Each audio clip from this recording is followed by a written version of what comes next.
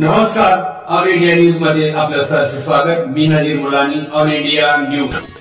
नानासाहेब कोळेकर, आपल्यावर हल्ला झाला, कुठल्या संदर्भात हल्ला झाला आणि आपल्याला कल्पना होती का या संदर्भामध्ये, आणि कधी झाला आणि कुठल्या ठिकाणी झाला? मला या संदर्भात कोणती कल्पना नव्हती. मी दुपारी आमदारांच्या विरोधात म्हणजे लोकांच्या कामांसाठी व्हिडिओ टाकला होता आणि त्यामध्ये आमदारांविरोधात एल्गार पुकारायचा असा मी त्यात उल्लेख केला. त्याच्यानंतर माझं 22-23 तारखेला आमदारांच्या विरोधात आंदोलन होतं की लोकांची कामं आमदार करत नाहीत म्हणून. तर या दरम्यानच माझ्यावर हल्ला होतो.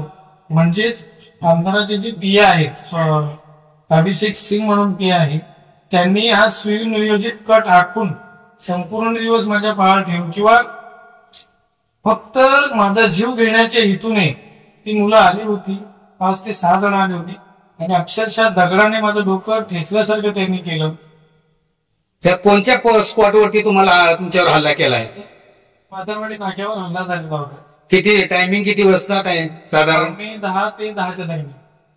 अच्छा, कशा प्रकारे तुम्हाला हल्ला केला?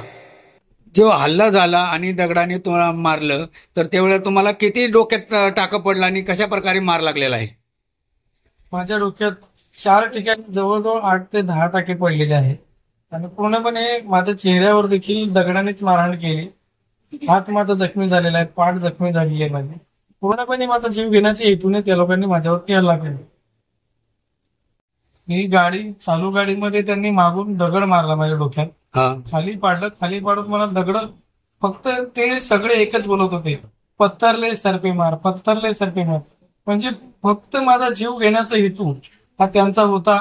परंतु या व्हिडिओच्या माध्यमातून माझा आमदारांना एकच सांगणार आहे की तुम्ही आमदार, मी स्पष्टपणे सांगू शकत नाही, पण आमदारांच्या पीए अभिषेक सिंग याच्यावर माझा आरोप आहे आणि मी एकच सांगतो की जनतेसाठी एक हल्ला काय, असे 100 हल्ले झेलून घेण्याची ताकद मला माझ्या देवाने दिलेली आहे.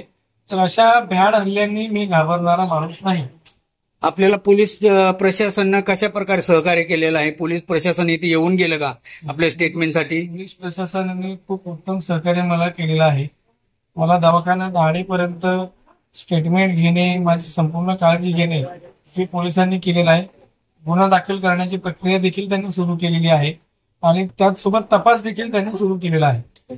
जे हल्ला केला त्यावेळेला तुम्ही त्या व्यक्तीला, कुठल्या व्यक्तीला ओळखता का? एकाही व्यक्तीला मी ओळखत नाही किंवा मी चेहरा सुद्धा बघितलेला नव्हता. फक्त त्यांचे कपड्यांचे रंग आणि गाडी एवढंच मला दिसलं.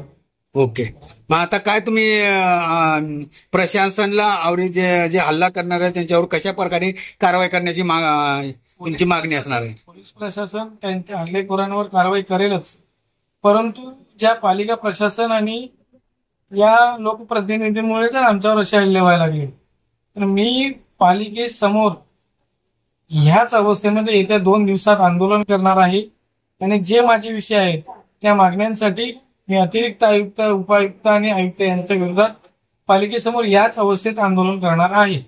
मी आंदोलनाला मागे हटणार नाही म्हणजे नाही.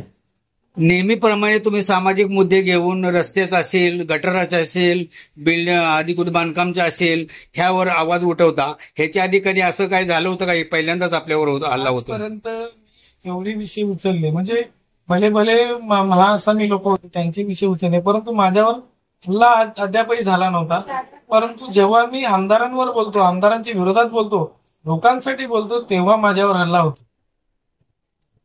ओके.